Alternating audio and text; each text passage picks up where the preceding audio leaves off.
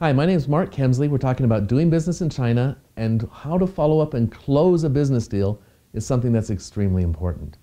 Why is it important? Believe it or not, many Western business people have walked out of a meeting with Chinese businessmen believing that the deal was closed, when in fact it wasn't.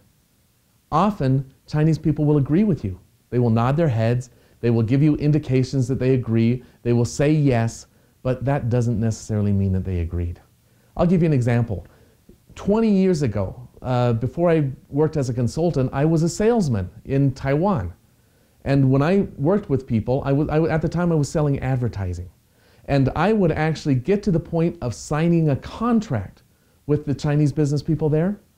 And later, I was surprised to find out that it didn't mean a thing. It didn't mean anything until they actually physically gave me their product to go out and create the advertisement with. Because the contract, it just didn't mean much.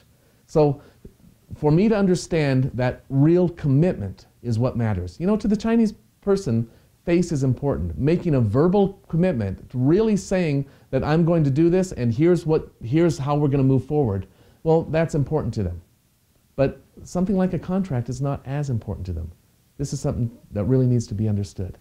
Later, as I had dealings both in Hong Kong and in mainland China, I found some different kinds of reactions that I got from people, but still, it was very important for me to understand that when they make a commitment by actually making an action, then you know the deal is closed. That action might be to send somebody over to the United States in order for him to gain the experience that he needs to bring it into the deal. That action might be shipping some product for branding or whatever it is. If they are taking action, you know they're in the deal.